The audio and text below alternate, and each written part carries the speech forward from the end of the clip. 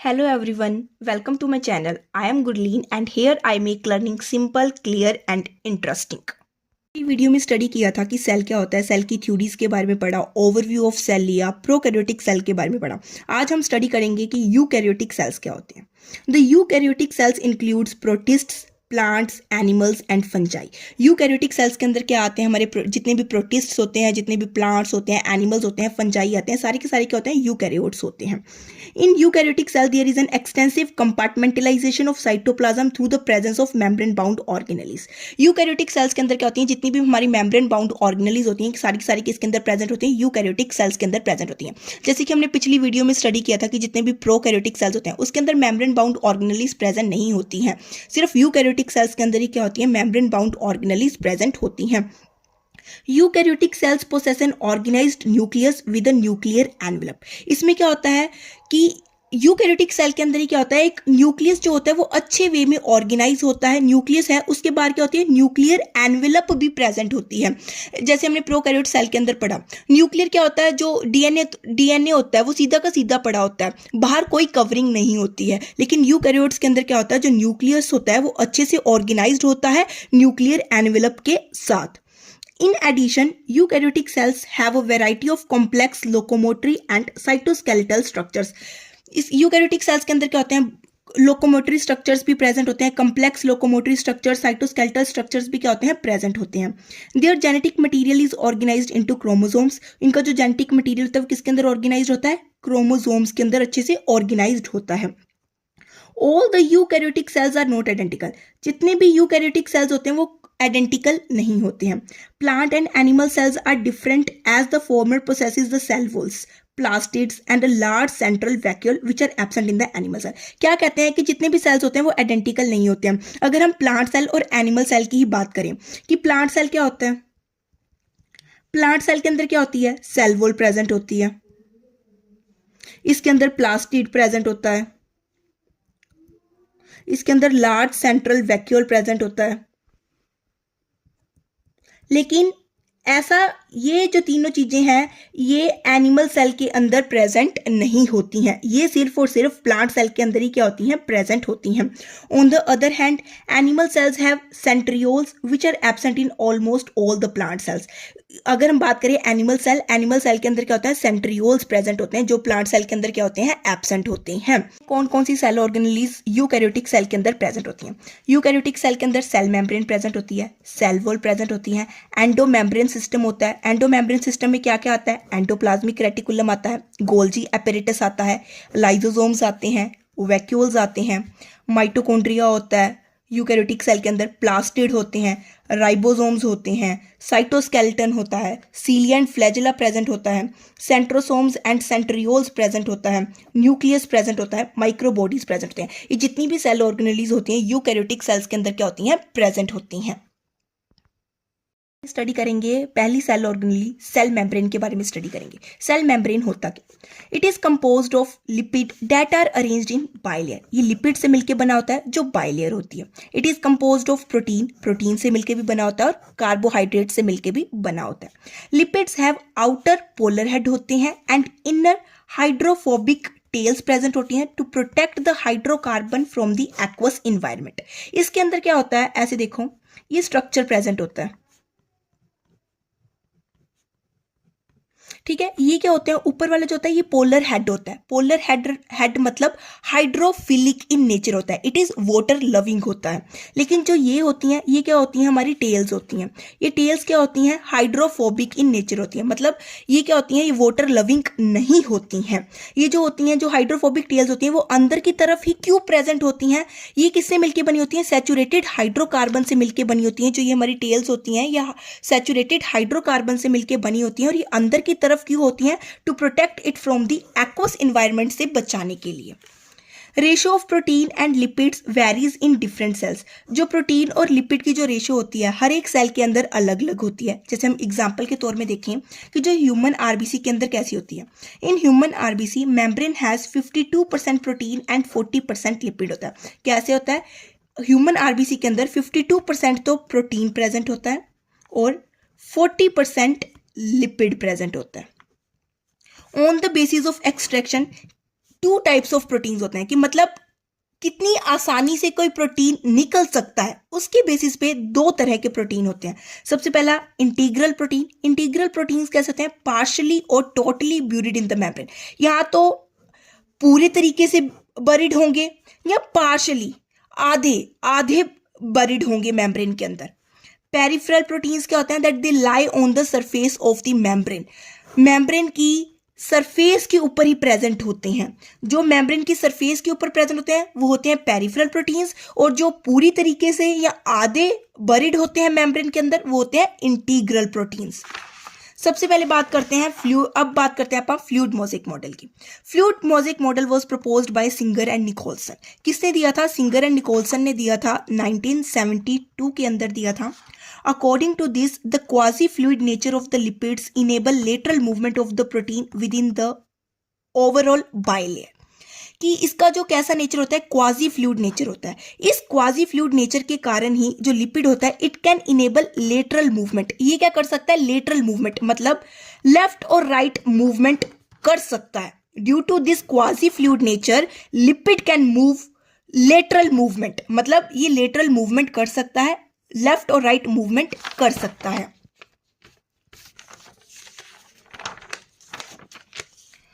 The ability of the protein to move within the membrane is measured as its fluidity. इसको क्या बोला जाता है? फ्लूइडिटी बोला जाता है। अगर हम ट्रांसपोर्ट की बात करें, जो सेल मेम्ब्रेन होती है वो आपको पता है कैसी होती है? सेलेक्टिव परमिएबल होती है। ऐसा नहीं है कि कोई भी सामान वो अंदर भेज देगी, कोई भी सामान वो बाहर भेज देगी, ऐसा नहीं है।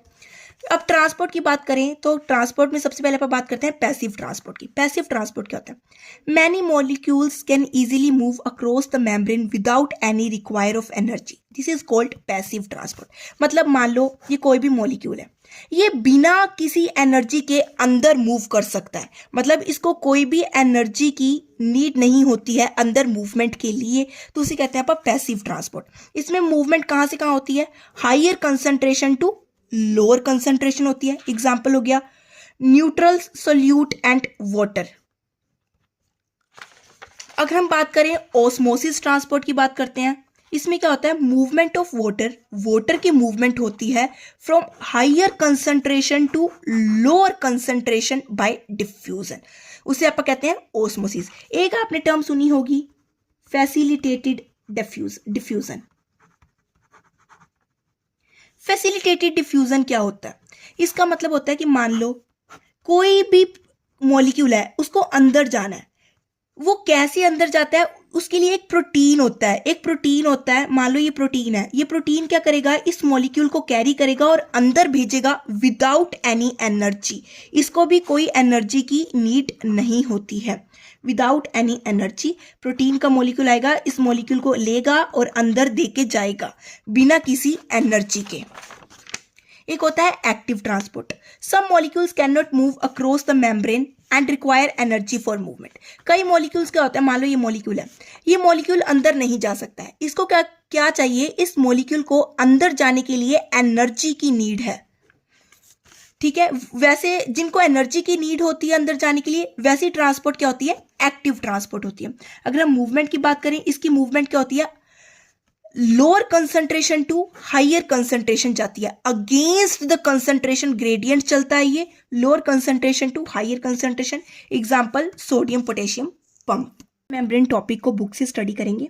The detailed structure of membrane was studied only after the advent of electron microscope in 1950s। कि सेल मेम्ब्रेन का जो ये डिटेल स्ट्रक्चर कब स्टडी किया गया? आफ्टर द डिस्कवरी ऑफ, जब इलेक्ट्रॉन माइक्रोस्कोप की डिस्कवरी हो गई थी। Meanwhile chemical studies on the cell membrane specially in the human red blood cells enable the scientist to deduce the possible structure of the plasma membrane. These studies show that cell membrane is mainly composed of lipid and protein। ये क्या कहता है कि जो मेरी cell membrane होती है वो मेनली किससे कंपोज होती है? लिपिड और प्रोटीन से मिलके बनी हुई होती है। The major lipids are phospholipids. Major lipid कौन से होते हैं? फोस्फोलिपिड्स होते हैं। That are arranged in bilayer, दो लेयर्स में अरेंज्ड होते हैं।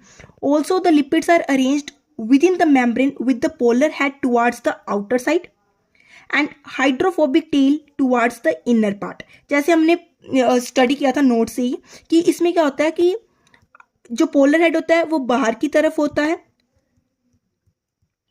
और जो नॉन पोलर टेल होती है वो अंदर की तरफ पाई जाती है। This ensures that non-polar tail of saturated hydrocarbon is protected from the aqueous environment. जो non-polar tail किससे मिलके बनी हुई होती है? Saturated hydrocarbon से मिलके बनी हुई होती है, और ये अंदर की तरफ क्यों होती है? ताकि ये हमें किससे जो इसको है किससे प्रिवेंट कर सके, किससे प्रोटेक्ट कर सके? aqueous environment से. In addition to phospholipids, membrane also contains the cholesterol. membrane के अंदर क्या पाया जाता है? कोलेस्ट्रॉल भी पाया जाता है.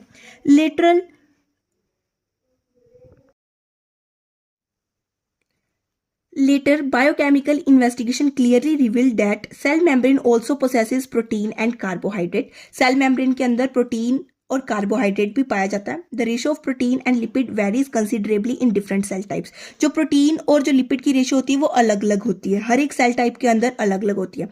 In human being, the membrane of the erythrocyte has approximately 52% protein and 40% lipid. यहाँ पे एरिथ्रोसाइट का मतलब है RBC. मतलब इन ह्यूमन बीइंग आरबीसी के अंदर क्या होता है? 52% प्रोटीन पाया जाता है और 40% लिपिड पाया जाता है. Depending on the ease of extraction, membrane proteins can be classified as integral and peripheral proteins. मतलब कितनी आसानी से कोई प्रोटीन को अपन निकाल सकते हैं, उसके बेसिस पे प्रोटीन दो तरह का होता है, integral protein and peripheral protein होता है.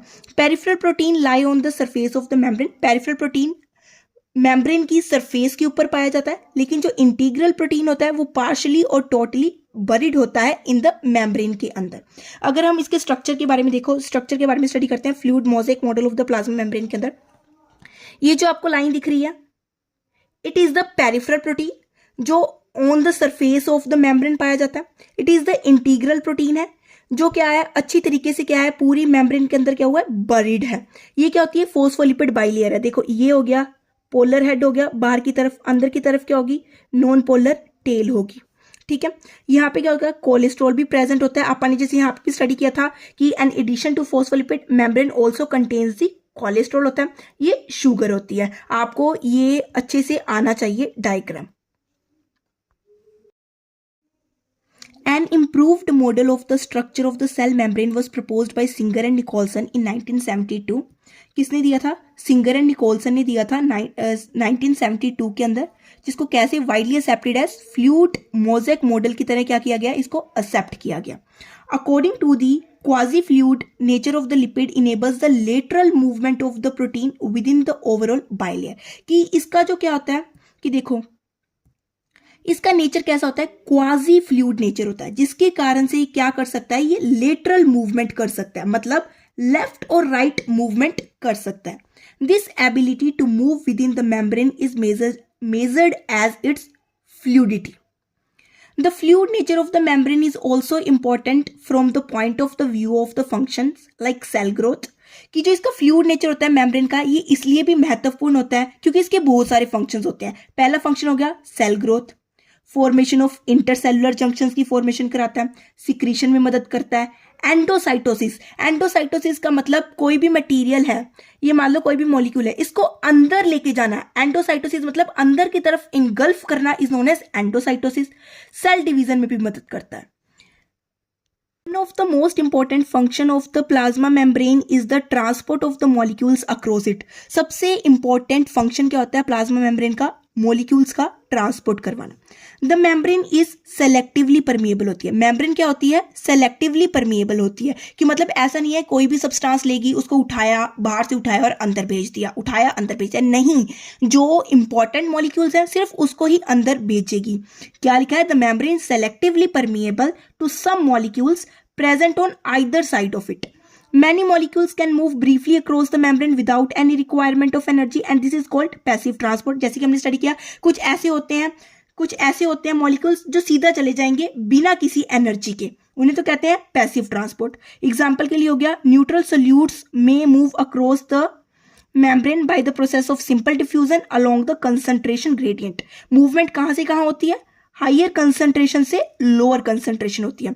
वाटर में also move across this membrane from higher concentration to lower concentration. The movement of water by diffusion is called osmosis. As the polar molecules can not pass through the non polar lipid bilayer. आपने देखा होगा कि अपन जब ये structure पढ़ा था, इस structure में क्या था कि ये जो ऊपर वाला जो हेड था, ये क्या था, पोलर था। लेकिन जो ये टेल थी, ये क्या थी, नॉन पोलर थी। अब ये पोलर मॉलिक्यूल है, मतलब ये तो वाटर लविंग है। नॉन पोलर क्या है, ये वाटर को लव नहीं करता, it is not water loving. अब पोलर मॉलिक्यूल्स क्या होता है, ये नॉन पोलर टेल को पार नहीं कर पाते हैं। यही यहाँ पे लिखा हुआ है कि as the polar molecules can not pass through the non polar lipid bilayer से पास नहीं कर सकते हैं, इसलिए इनको क्या चाहिए होता है, they require a carrier protein of the membrane to facilitate their transport across the membrane. इसको क्या, इसलिए इनको क्या चाहिए होता है, एक कैरियर प्रोटीन चाहिए होता है। मान लो ये कैरियर प्रोटीन है, ये यहां से लेगा मॉलिक्यूल को, पोलर मॉलिक्यूल को, और अंदर भेज देगा। ये सीधा का सीधा पोलर मॉलिक्यूल अंदर नहीं जा सकता है, या इसके लिए क्या चाहिए होता है, यहाँ पे कैरियर प्रोटीन की जरूरत होती है जो यहाँ से मॉलिक्यूल को लेगा और अंदर देगा। अ फ्यू आयंस और molecules are transported across the membrane against their concentration gradient. कुछ ऐसे मॉलिक्यूल्स होते हैं जो अगेंस्ट द कंसंट्रेशन ग्रेडियंट अंदर भेजे जाते हैं, मतलब उनकी मूवमेंट कैसे होती है, from lower to higher concentration होती है। Such a transport is an energy dependent process होता है। ऐसा जो ट्रांसपोर्ट होता है उनके लिए क्या चाहिए होती है, एनर्जी चाहिए होती है। इन विच एटीपी इज यूटिलाइज, जिसमें आपका एटीपी क्या किया जाता है, यूटिलाइज किया जाता है, और इसको क्या बोला जाता है, एक्टिव ट्रांसपोर्ट बोला जाता है। एग्जाम्पल में हो गया सोडियम पोटेशियम पंप। नेक्स्ट हम पढ़ते हैं सेल वॉल क्या होता है। As you may recall, a non-living rigid structure called the cell wall forms an outer covering of the plasma membrane of fungi and plants. ये क्या होता है, सेल वॉल क्या होता है, एक नॉन लिविंग रिजिड स्ट्रक्चर होता है। नॉन लिविंग होता है और ये एक रिजिड स्ट्रक्चर होता है। ये क्या होता है, मेरी जो प्लाज्मा मेम्ब्रेन है, मान लो ये प्लाज्मा मेम्ब्रेन है, प्लाज्मा मेम्ब्रेन के बाहर की जो आउटर कवरिंग होती है ना, इसे कहते हैं आप सेल वॉल। ये होती है सेल वॉल।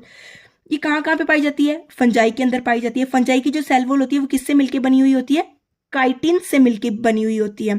प्लांट्स के अंदर पाई जाती है। Cell wall not only gives the shape to the cell, ये सिर्फ सेल को एक शेप ही नहीं देता, but also protect the cell from the mechanical damage and infection. मतलब ये सेल को सिर्फ शेप ही नहीं देगा, उसको प्रोटेक्शन भी प्रोवाइड करेगा, उसको जब डैमेज होगा डैमेज से प्रोटेक्शन प्रोवाइड करेगा, इन्फेक्शन से प्रोटेक्शन प्रोवाइड करेगा। It also helps in cell to cell interaction में भी मदद करता है, and provides barrier to undesirable macromolecules. मतलब ये है कि कोई भी अनडिजायरेबल मॉलिक्यूल होगा, ये सेल वॉल क्या काम करेगी, अनडिजायरेबल मॉलिक्यूल के प्रति एक बैरियर का काम करेगी, रुकावट का काम करेगी, उसको अंदर एंटर नहीं होने देगी। Algae have cell wall made up of cellulose, galactans, mannans and minerals like calcium carbonate, while in other plants it consists of cellulose, hemicellulose, pectins and proteins। क्या बोला गया है कि जो मेरी एल्गी होती है, एल्गी की जो सेल वॉल होती है वो किससे मिलके बनी हुई होती है, सेलुलोज से मिलके बनी हुई होती है, गैलेक्टन से मिलके बनी हुई होती है, मैनन से मिलके बनी होती है, और जो मिनरल्स होते हैं कैल्शियम कार्बोनेट से मिलके बनी होती है। लेकिन अगर आप दूसरे प्लांट्स की बात करें, उनकी सेल वॉल किससे मिलके बनी हुई होती है, उनकी सेल वॉल बनी हुई होती है सेलुलोज से, हेमीसेलुलोज से, पैक्टिन से, प्रोटीन से मिलके बनी हुई होती है। The cell wall of a young plant, the primary wall is capable of growth, which gradually diminishes as the cell matures, and the secondary wall is formed on the inner side of the cell। क्या कहता है, देखो मान लो कोई भी मेरा एक plant cell है, ये मान लो एक मेरा प्लांट सेल है, ये क्या है, इसकी प्राइमरी वॉल है। प्राइमरी वॉल क्या होती है, फुली इलास्टिक होती है, इलास्टिसिटी होती है इसके अंदर, अच्छे से फ्लेक्सिबल होती है, जिसके कारण से ये क्या करती है, it is capable of growth. ये क्या कर सकती है, ग्रोथ कर सकती है।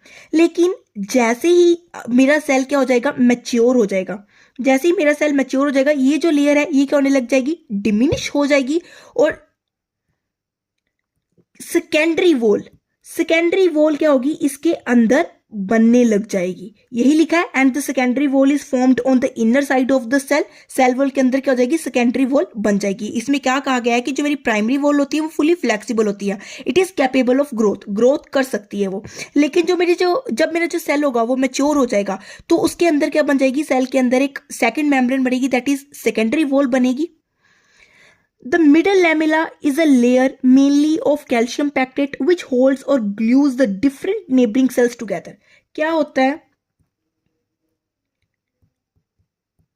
मान लो दो मेरे कोई भी सेल है, मान लो ये दो सेल है, प्लांट सेल है, ये आपस में क्या होते हैं, सीमेंटेड होते हैं।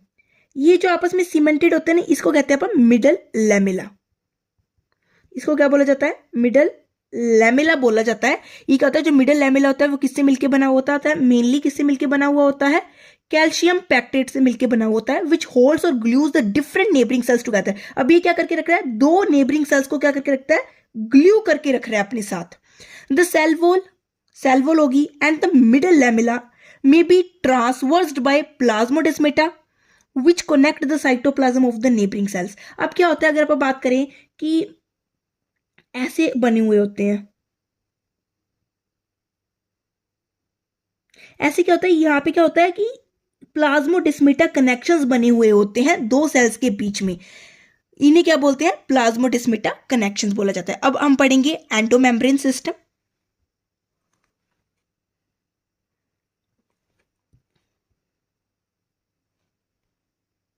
देखो, while each of the membranous organelle is distinct in the terms of its structure and function, many of these are considered together as endomembrane system। बहुत सारी ऐसी ऑर्गेनलीज होती हैं जिनको टुगेदर, बिकॉज उनको क्या किया जाता है, टुगेदर एक ही टर्म दी जाती है, एंडोमेम्ब्रेन सिस्टम की टर्म दी जाती है। क्यों दी जाती है बे term, because their functions are coordinated, because इन सब के फंक्शंस क्या होते हैं, आपस में कोऑर्डिनेटेड होते हैं। द एंडोमेम्ब्रेन सिस्टम इंक्लूड्स, अब एंडोमेम्ब्रेन सिस्टम के अंदर कौन कौन सी ऑर्गेनलीज आती हैं, देखो एंडोप्लाज्मिक, कौन कौन सी आती है, एंडोप्लाज्मिक रेटिकुलम आता है, गोल्जी कॉम्प्लेक्स आता है, लाइसोसोम्स आते हैं एंड वैक्यूल्स आते हैं। Since the function of the mitochondria, chloroplast, peroxisomes are not coordinated with the above components, these are not considered as the part of the endomembrane system। क्या होता है कि ये जो होते हैं एंडोप्लाज्मिक रेटिकुलम हो गया, गोल्जी बॉडी हो गया, लाइसोसोम होता है, वैक्यूल हो गया, ये क्या होते हैं, एंडोमेम्ब्रेन सिस्टम के अंदर आते हैं, बिकॉज इन चारों के फंक्शंस क्या होते हैं, आपस में क्या होते हैं, कोऑर्डिनेटेड होते हैं। लेकिन जो ये मेरी होगी, माइटोकॉन्ड्रिया हो गया, क्लोरोप्लास्ट हो गया, पेरोक्सिसोम्स हो गया, इनके फंक्शंस आपस में कोऑर्डिनेटेड नहीं होते हैं, इसलिए एंडोमेम्ब्रेन सिस्टम के अंदर नहीं आते हैं। अब बात करते हैं एंडोप्लाज्मिक रेटिकुलम की। एंडोप्लाज्मिक रेटिकुलम क्या होता है,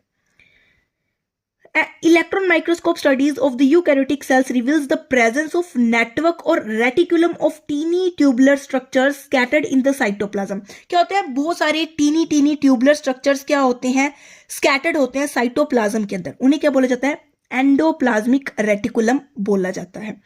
Hence ER divides the intracellular space into two distinct compartments के अंदर डिवाइड करता है। कौन कौन से कंपार्टमेंट्स आते हैं, luminal inside endoplasmic reticulum and extra luminal cytoplasm compartments. अब देखो इसको मैं आपको इससे समझाती हूं। देखो, अब आप ये देखो कि ये मान लो एक मेरा क्या है, कोई भी एक सेल है, सेल के अंदर क्या होता है, न्यूक्लियस है। ये न्यूक्लियस के जो ये न्यूक्लियर एनवेलप होती है, उसी से क्या होते हैं हमारे ये एंडोप्लाज्मिक रेटिकुलम क्या हो जाते हैं, स्टार्ट हो जाते हैं। ये क्या होते हैं, एंडोप्लाज्मिक रेटिकुलम होते हैं। अब आपने क्या देखा कि ये क्या करते हैं, इंट्रासेल्युलर स्पेस को दो पार्ट्स के अंदर डिवाइड कर सकते हैं। अंदर वाला जो पार्ट है, ये वाला जो पार्ट है that it is luminal inside endoplasmic reticulum हो गया। लेकिन जो बाहर वाला पार्ट होता है, it is extra luminal cytoplasmic वाला पार्ट हो जाता है। The ER often shows ribosomes attached to their outer surface। Endoplasmic reticulum के आउटर सरफेस के ऊपर क्या होता है, राइबोसोम्स अटैच होते हैं। जैसे आप यहाँ पे देख सकते हो कि ये देखो राइबोसोम्स क्या है मेरे, अटैच है। ये हो गया राइबोसोम, ये हो गया राइबोसोम, देखो ये रहा, ये रहा, ये रहा, ये रहा। ये क्या होते हैं, हमारे राइबोसोम्स क्या होते हैं, एंडोप्लाज्मिक रेटिकुलम की सरफेस के ऊपर अटैच हो भी सकते हैं और नहीं भी हो सकती हैं। The endoplasmic reticulum bearing the ribosomes on their surface is called rough endoplasmic reticulum। अगर एंडोप्लाज्मिक रेटिकुलम की सरफेस के ऊपर राइबोसोम्स प्रेजेंट हैं तो वो क्या होता है, रफ एंडोप्लाज्मिक रेटिकुलम होता है। In the absence of ribosomes they appear smooth. अगर नहीं प्रेजेंट है तो वो स्मूथ एंडोप्लाज्मिक रेटिकुलम होता है। Rough endoplasmic reticulum observed in the cells actively involved in the protein synthesis and secretion। They are extensive and continuous with the outer membrane of the nucleus। ये क्या होता है, जो मेरा रफ एंडोप्लाज्मिक रेटिकुलम होता है ना, उसका जो मेन काम होता है वो मेन काम होता है प्रोटीन सिंथेसिस। ये क्या करता है, प्रोटीन की सिंथेसिस में मदद करता है और सिक्रीशन में मदद करता है। जो स्मूथ एंडोप्लाज्मिक रेटिकुलम हो गया, स्मूथ एंडोप्लाज्मिक रेटिकुलम का मतलब क्या होगा कि इसके अंदर क्या होगा, राइबोसोम्स हैं जो वो प्रेजेंट नहीं होंगे, राइबोसोम्स इसके सरफेस के ऊपर प्रेजेंट नहीं होंगे। और इसका मेजर काम क्या होता है, लिपिड की सिंथेसिस करना। आर क्या करता है, प्रोटीन की सिंथेसिस करता है। एसईआर क्या करता है, लिपिड की सिंथेसिस करता है। In animal cell lipid like steroidal hormones are synthesized in SER. मतलब स्टीरॉयडल हार्मोन्स को भी क्या करता है, ये सिंथेसाइज करता है। स्टीरॉयडल हार्मोन्स हो गए, जैसे कि आपको स्टीरॉयडल हार्मोन्स पता ही है, टेस्टोस्टेरोन हो गया, टेस्टोस्टेरोन हो गया मेल के अंदर, फीमेल के अंदर हो गया प्रोजेस्टेरोन हो गया। ये सारे क्या होते हैं, स्टेरॉयडल हार्मोन्स हो गए होते हैं, जो क्या करता है, एसईआर क्या करता है, जिनको सिंथेसाइज्ड करता है। तो आज के लिए इतना ही। एंडोमेम्ब्रेन सिस्टम का नेक्स्ट पार्ट गोल्जी बॉडी हम कल की क्लास में स्टडी करेंगे। अगर आपको कोई भी डाउट होता है तो आप कमेंट बॉक्स में टाइप करके मुझसे पूछ सकते हैं। Thank you.